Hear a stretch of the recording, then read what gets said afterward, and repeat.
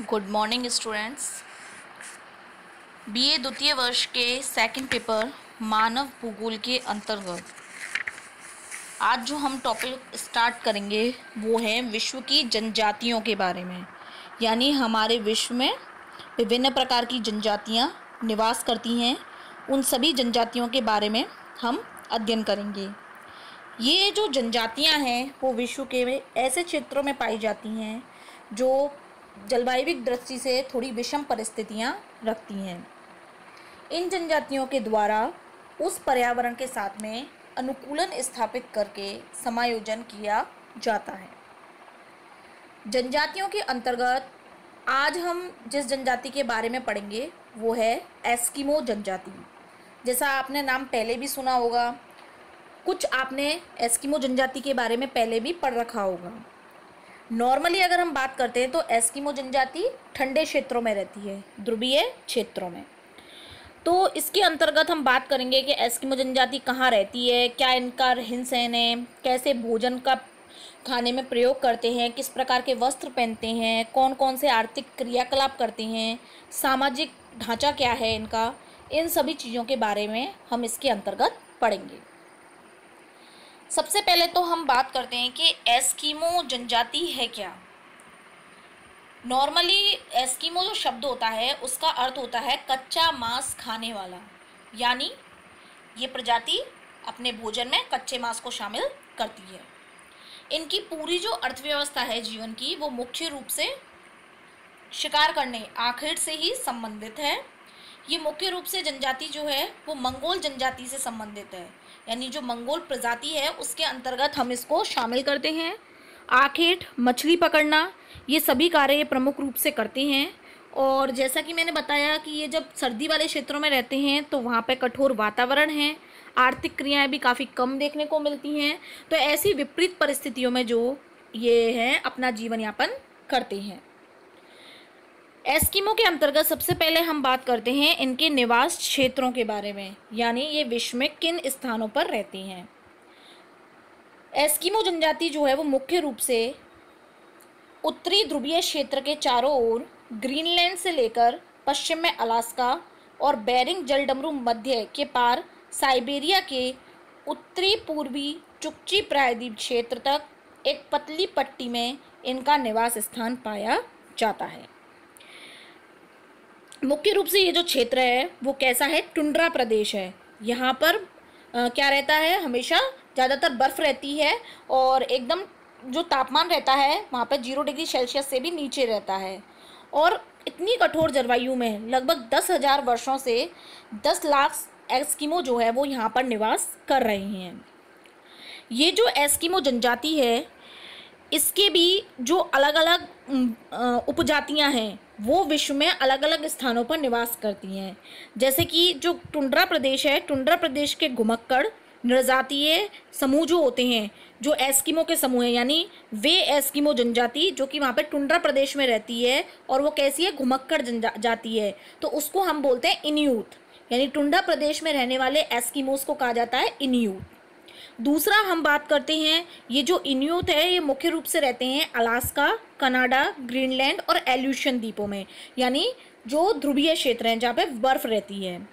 Second जो इसके अंतर्गत आते हैं वो आते हैं साइबेरिया में जो एस्किमो निवास करते हैं। तो साइबेरिया में जो एस्किमो निवास करते हैं उसके अंतर्गत आते हैं यूइत, चुकची, युकागिर और याकूट। ये 4 जो उपजनजाति हैं एस्किमो की, वो यहाँ पे निवास करती हैं। इसके बाद में स्कैंडिनेविया प्रदेश है एक, जिसमें नॉर्वे, स्वीडन और फिनलैंड के क्षेत्र को हम मुख्य रूप से सम्मिलित करते हैं। इसके अलावा जो उसके आसपास रूस का क्षेत्र है उसमें सामी या लेप्स जो है वो जनजाति रहती है, जो कि एस्किमो जनजाति का ही एक प्रकार है। तो ये जो प्रदेश हैं जितने भी जहाँ एस्किमो जनजाति मुख्य रूप से निवास करती है, यहाँ पर जलवायु कैसी रहती है, हमेशा ठंडी। यहाँ पे सर्दियों में जैसे जनवरी की अगर हम बात करते हैं तो तापमान 13 डिग्री फ़ारेनहाइट तक होता है और गर्मियों में तापमान दिन के समय कभी कभी 50 डिग्री फ़ारेनहाइट तक पहुँचता है। यानी यहाँ पे मिट्टी की पतली परत रहती है, साथ ही बर्फ़ भी पाई जाती है। वनस्पति का भी मुख्य रूप से यहाँ अभाव देखने को मिलता है क्योंकि कठोर परिस्थितियाँ हैं यहाँ की। तो जो इतने भी मानव शास्त्री हैं उनके अनुसार जो एस्किमो जनजाति है उसे हम उत्तरी अमेरिका के रेड इंडियंस जाति कह सकते हैं, क्योंकि मुख्य रूप से इनका निवास स्थान जो है वो ध्रुवीय प्रदेशों में ही देखने को मिलता है। तो इस तरीके से जो एस्किमो प्रजाति है उसने टुंड्रा प्रदेशों के अंतर्गत अपना निवास स्थान बना रखा है, जहाँ की भौगोलिक परिस्थितियाँ जो है वो काफ़ी कठिन है। इसके बाद हम बात करते हैं एस्किमो जनजाति की शारीरिक बनावट के बारे में, यानी इनका शरीर कैसा होता है, किस तरह की इनकी कदकाठी होती है।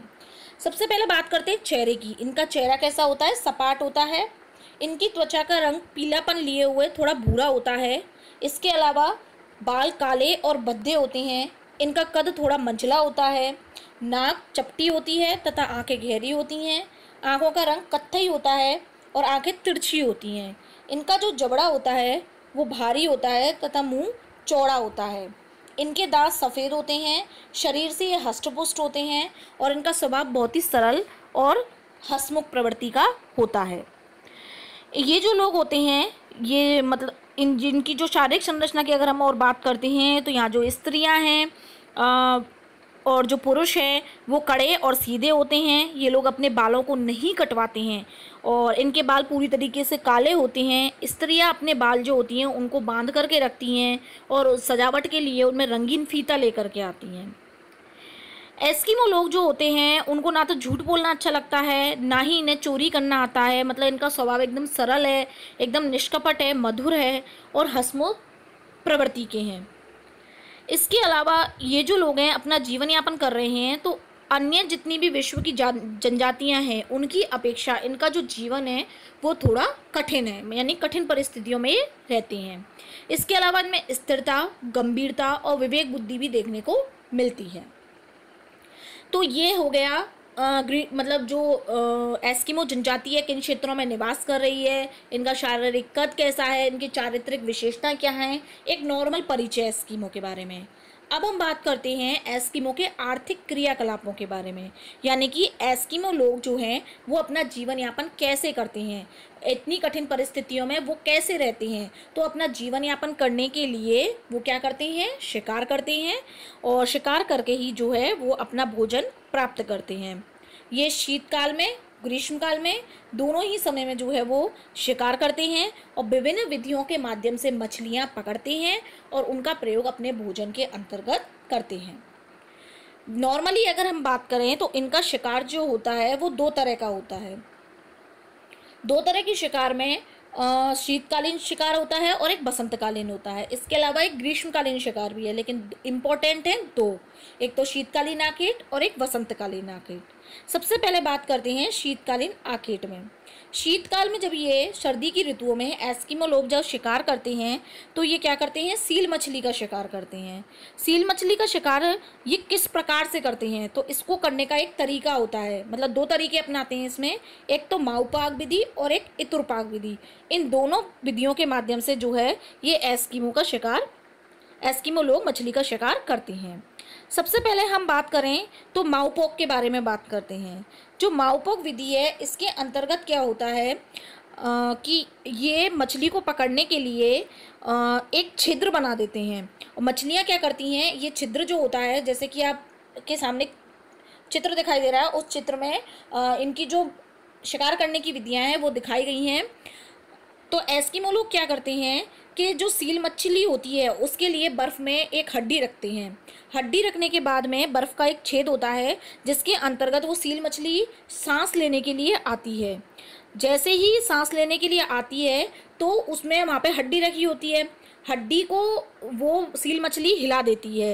हिलाने के बाद में ये अपना एक हार्पून भाला होता है, जैसे चित्र में इनके हाथ में दिखाई दे रहा है, इस तरह का एक भाला होता है। इस भाले की सहायता से ये सील मछली का शिकार करते हैं। तो ये जो विधि होती है वो कहलाती है माउपाक विधि। दूसरी जो विधि हमने बताई वो है इतुरपाक विधि। इतुरपाक विधि के अंतर्गत शिकारी क्या करते हैं, दो छिद्र बनाते हैं, दो छेद बर्फ़ के अंदर बनाते हैं। एक और तो एक व्यक्ति सील मछली को खोजता है और दूसरा व्यक्ति जो होता है दूसरे छेद पे जो हार्पून होता है उसको लेकर के खड़ा हुआ रहता है। जैसे ही उसे संकेत मिलते हैं कि मछली आ गई है वैसे ही उस मछली को मार देता है। तो इस तरीके से ये अपना शीतकालीन आखेट करते हैं जिसमें दो विधियां अपनाते हैं, माओपोक और इतुरपोक। माओपोक में एक छिद्र बनाते हैं, इतुरपोक में 2 छिद्र बनाए जाते हैं। दूसरा जो इनका आखेट आता है वह आता है वसंतकालीन आखेट। मार्च के महीने में जब बहुत ज़्यादा दिन बड़े होते हैं तो एस्किमो परिवार क्या करते हैं, सील मछलियों का शिकार करने के लिए निकलते हैं।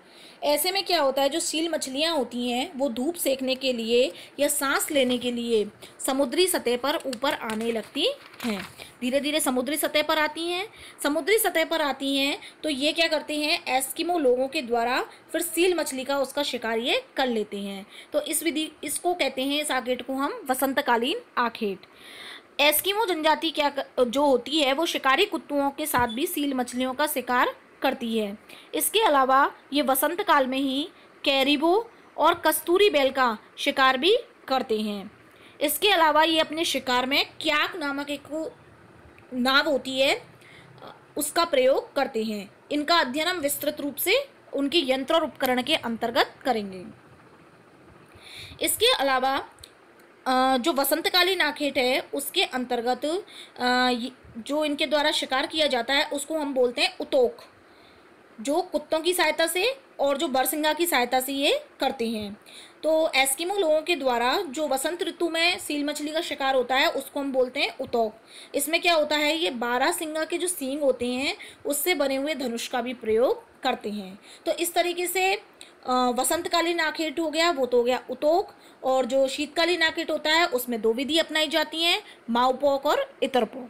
इसके अलावा एक ग्रीष्मकालीन आखेट भी होता है जिसके अंतर्गत क्या होता है कि जब गर्मियों में बर्फ़ पिघलती है तो विभिन्न प्रकार की जो वनस्पति होती है वो फूटने लगती है, अंकुरित होती है। इन वनस्पतियों को खाने के लिए कैरिबो जो जानवर है उसके विशाल झुंड तथा अमेरिकी जो रेनडियर होते हैं उनका समूह जो है वो आता है, जिसको मार करके उसका शिकार करके एस्किमो लोग जो हैं वो खाने में प्रयोग करते हैं। लेकिन वसंत और गर्मी जो होती हैं उनमें एस्किमो लोग जो है वो शिकार बहुत ही कम कर पाते हैं और अधिकांशतः काफ़ी समय तक ये लोग भूखे रहते हैं और इन परिस्थितियों में इनकी क्या है, कभी कभी जान भी चली जाती है। तो इस तरीके से जो शीतकालीन परिस्थितियां हैं, शीतकालीन परिस्थितियों के अंतर्गत इनके द्वारा जो शिकार किए जाते हैं वो ज़्यादा इम्पोर्टेंट होते हैं। अब हम बात करते हैं एस्किमो लोगों के वस्त्र यानी जो वो कपड़े पहनते हैं उनके बारे में।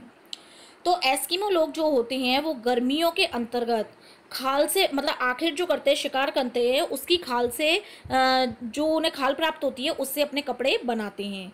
जो कैरिबो होता है यानी बारहसिंगा होता है उसकी खाल से बने हुए कपड़ों का प्रयोग और सील की जो चमड़े होता है उसका प्रयोग ये अपने वस्त्रों में करते हैं। लेकिन कैरिबो की खाल का अधिक प्रयोग करते हैं क्योंकि इसकी खाल कैसी होती है, हल्की होती है। इसके अलावा जो सील मछली होती है उससे भी अपने वस्त्र बनाते हैं। इसके अलावा जो ध्रुवीय भालू मिलता है, ध्रुवीय भालू के जो फर होती है, मतलब भालू की जो शरीर पे बाल होते हैं उनके द्वारा ये समूर बनाते हैं। वस्त्र बनाने का कार्य मुख्य रूप से करती हैं महिलाएं। अब इनके वस्त्रों की हम बात कर रहे हैं तो एक वस्त्र आता है तिमियाक। तिमियाक क्या होता है, इनमें जो पुरुष होते हैं वो ऊनी जर्सी पहनते हैं जिसमें बाहें भी होती हैं और उस ऊनी जर्सी को बोलते हैं तिमियाक। इसके अलावा इनके जो जूते होते हैं वो चमड़े के बने होते हैं जिन्हें हम बोलते हैं कार्मिक। तिमियाक जो पहने जाते हैं, तिमियाक के ऊपर पहने जाने वाले जो कपड़े होते हैं उनको हम बोलते हैं अनोहोक। इनके जो जूते होते हैं वो बनाए जाते हैं सील की चमड़ी से, सील जो मछली होती है उसकी चमड़ी से। इसके अलावा स्त्रियां भी जो होती हैं वो भी जूते पहनती हैं घुटनों तक और इसके अलावा पायजामे पहनती हैं। तो ये जो है मुख्य रूप से इनके वस्त्र हैं जिसमें ये कैरिबो की खाल का और सील मछली के चमड़े का प्रयोग करते हैं।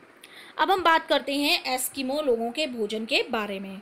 तो जैसा कि हमने बताया कि एस्किमो लोगों का भोजन मुख्य रूप से क्या होता है, कच्चा मांस। तो ये कच्चा मांस खाते हैं जिसमें ये सील मछली, व्हेल मछली और सिलोय जैसी मछलियों को अपने भोजन में प्रयोग करते हैं। इसके अलावा ये छोटी छोटी मछलियों को भी अपने भोजन के अंतर्गत शामिल करते हैं। तो आज हमने एस्किमो जनजाति के अंतर्गत एस्किमो का अर्थ, उसके निवास क्षेत्र, उसकी आर्थिक क्रियाकलाप, चारित्रिक विशेषताएं, शारीरिक बनावट, वस्त्र और भोजन के बारे में पढ़ा।